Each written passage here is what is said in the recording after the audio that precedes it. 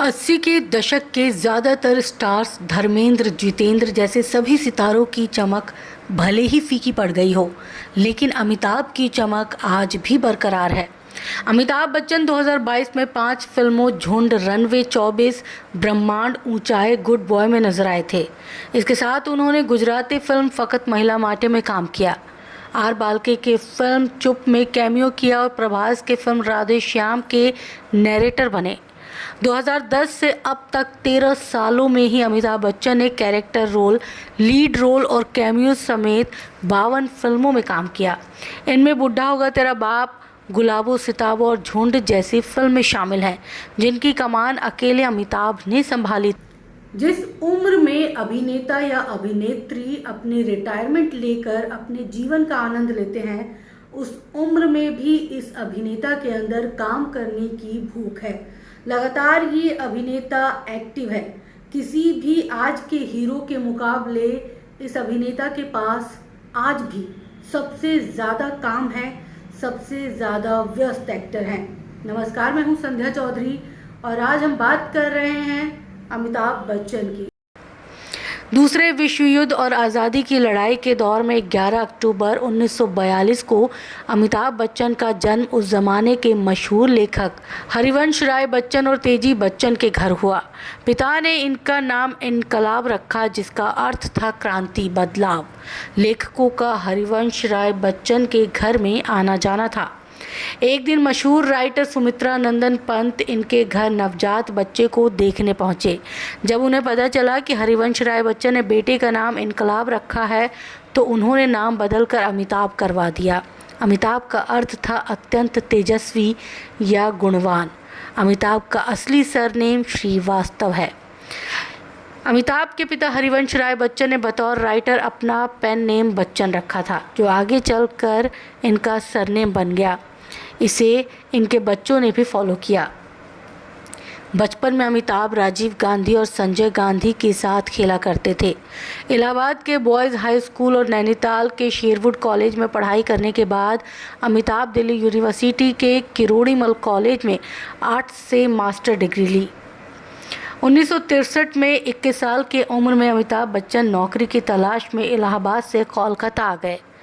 कोलकाता की बड़ी शॉ विलिस नाम की शराब कंपनी में इन्हें क्लर्क की नौकरी भी मिल गई। यहाँ से निकले तो shipping firm bird and company में काम मिल गया। कुछ समय के लिए इन्होंने ICI कंपनी में भी काम किया, जहाँ अमिताभ की मुलाकात चंद्रा नाम की महाराष्ट्रियन लड़की से हुई। अमिताभ उस लड़की के सीनियर थे। उनकी तनख्वाह 1500 रुपये थी और चंद्रा की महज 400 रुपये। साथ काम करते हुए दोनों को प्यार हो गया। ये अमिताभ की पहली मोहब्बत थी। अमिताभ ने जब उनसे शादी के लिए इजहार किया तो चंद्रा ने साफ इनकार कर दिया। इस बात से अमिताभ पूरी तरह से टूट गए।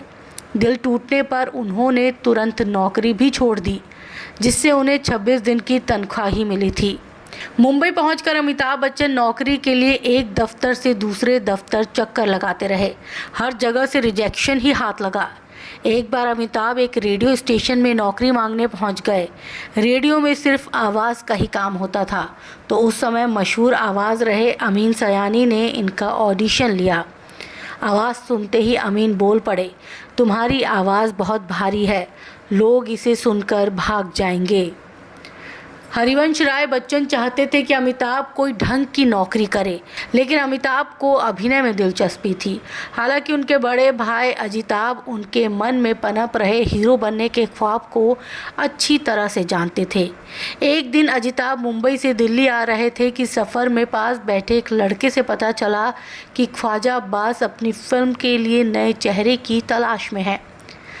अजिताभ ने तुरंत अपने बैग से भाई की तस्वीर निकाली और उस लड़के को थमा दी। कह दिया कि ये तस्वीर उन तक पहुंचा दो। साथ ही उनसे संपर्क करने के लिए नंबर भी लिखा। अगले दिन तस्वीर ख्वाजा अहमद अब्बास तक पहुंची और उन्होंने तुरंत उन्हें मिलने के लिए बुला लिया। अमिताभ उस समय दिल्ली में थे, जो एक कॉल आते ही मुंबई पहुंच गए। सफ़ेद कसा हुआ चूड़ीदार, सफ़ेद कुर्ता और साथ में नेहरू जैकेट और एक झोला लिए अमिताभ ख्वाजा अहमद अब्बास के दफ्तर पहुंचे। जैसे ही अमिताभ ने अपना नाम बताया तो सवाल जवाब का सिलसिला भी शुरू हो गया। बातों ही बातों में जब ख्वाजा अब्बास को पता चला कि अमिताभ हरिवंश राय बच्चन के बेटे हैं तो उन्होंने पूछा, क्या घर से भाग कर आए हो? अमिताभ ने जवाब में ना कहा। इसके बावजूद ख्वाजा अब्बास ने हरिवंश राय बच्चन को खत लिखकर पूछा कि कहीं उन्हें बेटे के फिल्मों में आने पर एतराज़ तो नहीं। जब खत के जवाब में सहमति मिली तो कुछ दिनों बाद ख्वाजा ने 5,000 रुपये देकर अमिताभ को साथ हिंदुस्तानी फिल्म के लिए साइन कर लिया। अमिताभ बच्चन के लिए शुरू से ही राहें बहुत आसान नहीं थी। जब वो फिल्मों में एंट्री करने वाले थे तो उनको कई रिजेक्शन का सामना करना पड़ा, लेकिन उसके बाद उन्होंने अपने आप को साबित किया। उन्होंने अपनी अदाकारी से, अपने एक्शन से, अपने डायलॉग से, अपनी आवाज़ से लोगों के दिलों में एक खास जगह बनाई। 1969 से शुरू हुआ अमिताभ बच्चन का एक्टिंग सफ़र आसान नहीं रहा। अमिताभ की फिल्में लगातार फ्लॉप होती रही तो वहीं कुछ लोग उन्हें साइड हीरो बनाकर ही काम देते थे। लेकिन 1973 की फिल्म जंजीर ने अमिताभ बच्चन की किस्मत हमेशा के लिए बदल दी। हालांकि ये फिल्म उन्हें एक संयोग से मिली थी। दरअसल फिल्म की कहानी सलीम जावेद की राइटर जोड़ी ने लिखी थी। उस समय धर्मेंद्र को स्क्रिप्ट पसंद आई और उन्होंने ये स्क्रिप्ट खरीद ली। ठीक उसी समय डायरेक्टर प्रकाश मेहरा ने फिल्म समाधि की स्क्रिप्ट धर्मेंद्र को पढ़ाई। वो स्टोरी धर्मेंद्र को इतनी पसंद आई कि उन्होंने जंजीर की स्क्रिप्ट प्रकाश मेहरा को देकर उनसे समाधि की स्क्रिप्ट ले ली। प्रकाश मेहरा ने वो स्क्रिप्ट तो ले ली, लेकिन उनके हीरो धर्मेंद्र पहले ही फिल्म समाधि में व्यस्त हो चुके थे। अब उन्होंने नए हीरो की तलाश शुरू कर दी। देवानंद ने कहा कि फिल्म में गाने कम हैं और राजकुमार ने व्यस्त होने का हवाला देकर फिल्म करने से इनकार कर दिया। तलाश जारी ही थी कि एक दिन प्राणनाथ ने प्रकाश मेहरा को कॉल किया, कहा कि आपको अमिताभ को साइन करना चाहिए। उसे देखकर लगता है कि वो एक दिन स्टार बनेगा। प्रकाश मेहरा उनकी बात से संतुष्ट नहीं थे क्योंकि अमिताभ की पिछली 12 फिल्में फ्लॉप थी। हालांकि उन्होंने प्राण के कहने पर उनकी फिल्म बॉम्बे टू गोवा देखनी शुरू कर दी। फिल्म देखते ही प्रकाश मेहरा चिल्लाए, मुझे हीरो मिल गया। जब अमिताभ बच्चन फिल्म जंजीर कर रहे थे तब ना तो उनको कोई हीरोइन फिल्म के लिए मिल पा रही थी और ना ही फिल्म बनने के बाद डिस्ट्रीब्यूटर्स। लेकिन उसके बाद जैसे तैसे फिल्म रिलीज़ हुई। 2-4 दिन फिल्म का रिस्पांस अच्छा नहीं था, जिसके बाद अमिताभ बच्चन को बुखार तक लग गया था। लेकिन उसके बाद जब विनोद मेहरा कहीं से जा रहे थे तो उन्होंने एक सिनेमा घर के सामने भारी भीड़ देखी। में गलियारों में बात फैली कि प्रकाश मेहरा ने फिल्म जंजीर में अमिताभ को कास्ट किया है तो उनकी जमकर आलोचना हुई। लोगों ने कहा कि देखना ये फिल्म ज़रूर फ्लॉप होगी।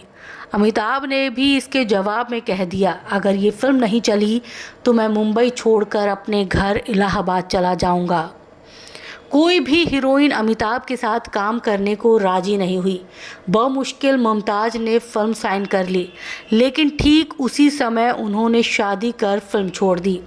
आखिरकार जया, जो उस समय अमिताभ की दोस्त थी, वो फिल्म करने के लिए राजी हो गई।